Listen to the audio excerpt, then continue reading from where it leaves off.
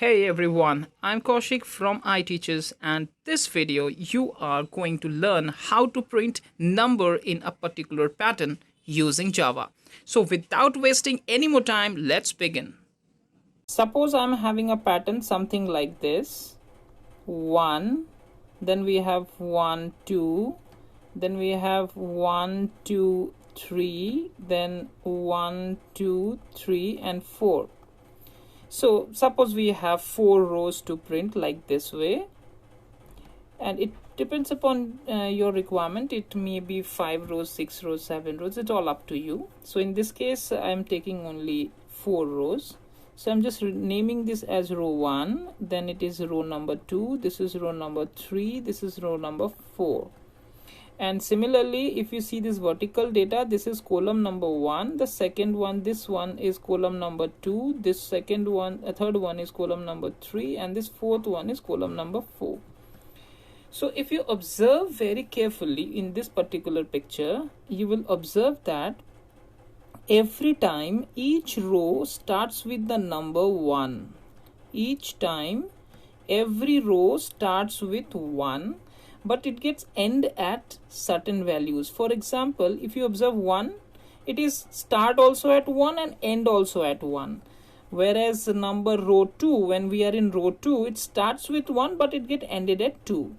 Similarly, if we are in row number 3, then starts with 1 again, but now this time it get ended at third position, that is 3. Whereas in row number 4, again it starts with 1 and get ended at fourth position. So this is what? This is basically, if you observe, that our journey starts with 1, but it ends depend upon the row number in which we are in. So that means every time whenever we want to print, we have to start our printing from 1 and we should stop when we reach that row number. This is basically the basic idea behind this particular structure or the pattern. Now one more thing I want to add over here, that whenever you have to print something, remember whenever you want to print anything on the console, suppose this is the console, okay, console screen means the output screen. So in that output screen, always the printing starts from the left corner and it is go towards the right side. So left to right is the printing part, all right, and once until unless one row or one line is not over, you cannot move on to the for printing for the next row. So you have to start your printing, from the next row until unless you are not completing the first row. So you have to complete the first row, then only we can go for the next row, and so on. So keeping this principle in mind, what we have to do is we have to start our journey from 1 and we'll go to row number. Now see how it is done. Now over here, if you notice that when we are in row number 1, our journey starts with 1, and as I told you over here also that I'll start always with 1 but I'll stop at row number. So as we are in row number 1 and our journey also starts with 1, so 1 to 1, that means only one time we will print it. And remember, as I told you, that when one row printing is over, then only we can move to the next row. So we will change the line for the row number 2. We will change the line so that we have to give a command again for changing the line, that we will discuss, the coding part we'll discuss in the next section.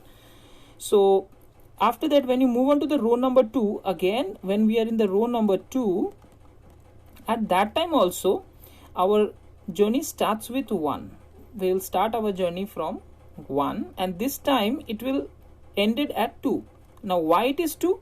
Because as I again told you over here that every time it starts with 1 but we will end depend upon the row number. So right now we are in the row number 2, so that's our journey end at 2. So this means how many times we are going to print on the second row? 2 times. Similarly, when this printing is over from left to right, then we'll move on to the row number 3. So in the row number 3, what we will do, again I'll start the journey from 1 and this time it will end till 3.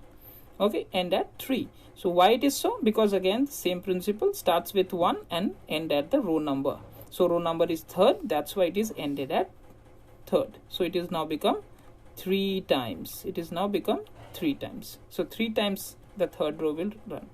Similarly, for the row number 4, it will be 4 times, because again the journey starts with 1 and it will go till 4. So because we are in the 4th row, so it will be 4 times.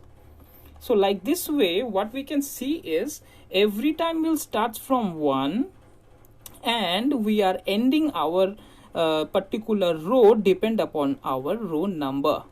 So our printing will be in this manner. So what we can do is, this is what the explanation of what is actually happening in this particular pattern and what we have to do. So keeping this idea in mind, the main important idea is this one. So keeping this idea in your mind, this particular idea that starts with always, every row always starts with 1 and get ended at the row number. Keeping this idea in mind, we will do the coding part. Okay, so we will see the coding part in the next section. Alright, I have already created a code over here. So what I have done, I have created a class called pattern. You can give any name. I have given pattern 1 as the name of the class. After that, I have this public static void main, the program start point, and then inside that I have declared 2 variables. One is for row, another one is column. Of course, in our whole system we have actually talked about row and columns, because our text or our numbers that we have to print, it is in a row and column form only. That's why I have taken the variable name as row and column.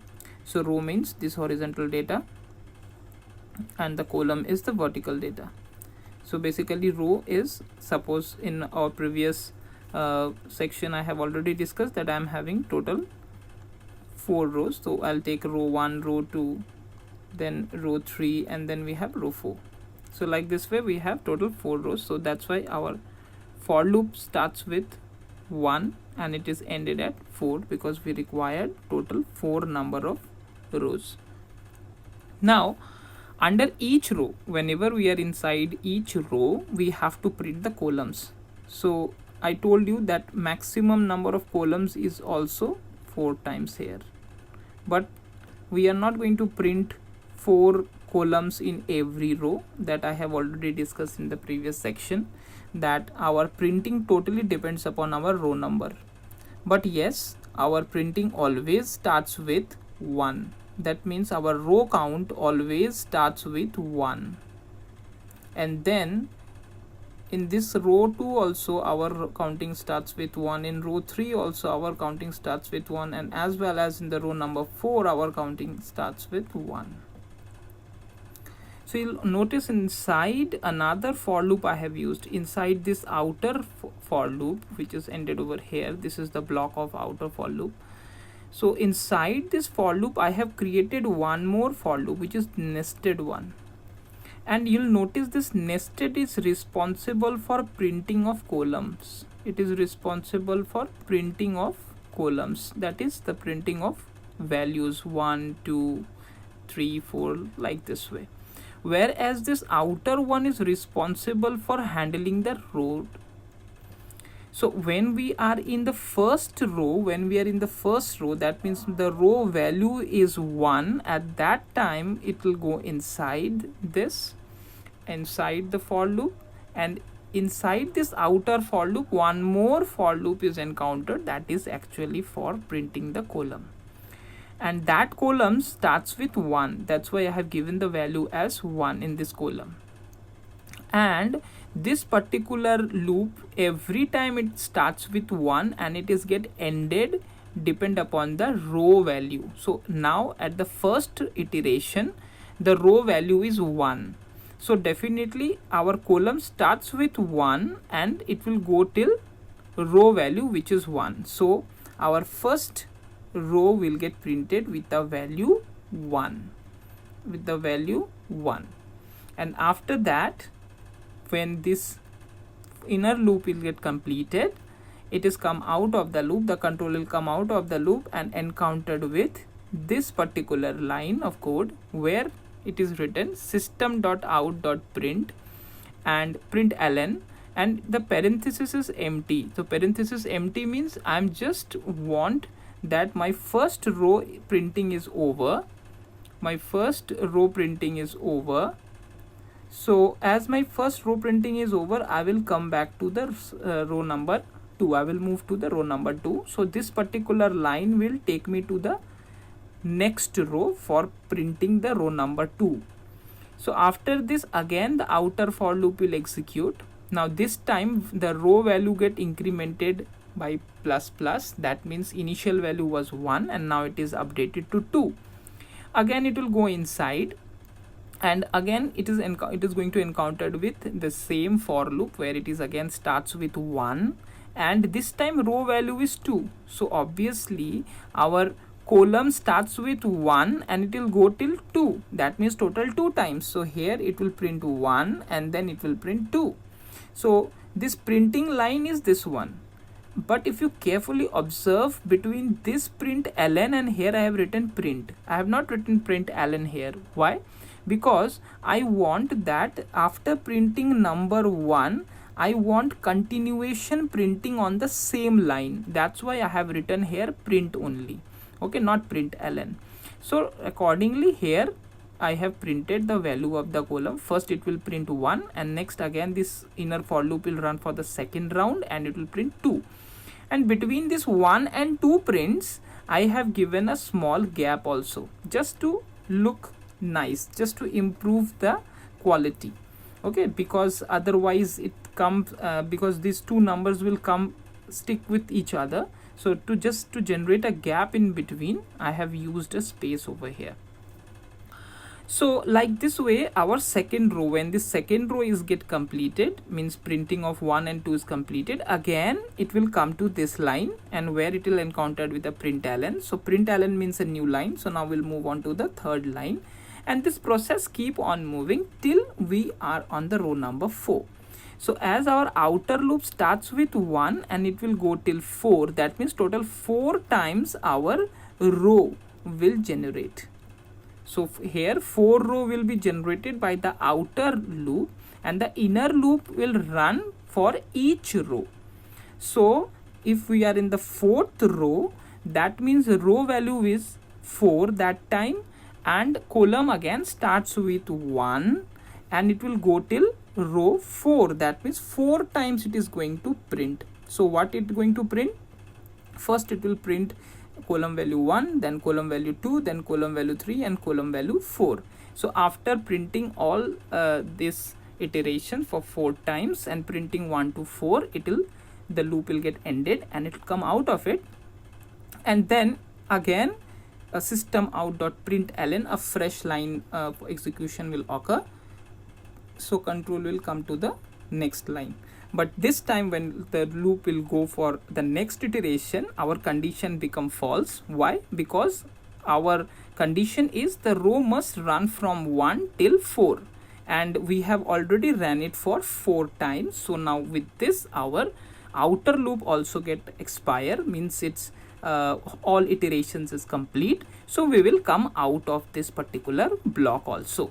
So when outer for loop is also get over, our programs terminates, because after that we don't have any line of code left. So automatically our main will get terminate and hence our program will get terminate. So now let's see that what is the output we are going to get.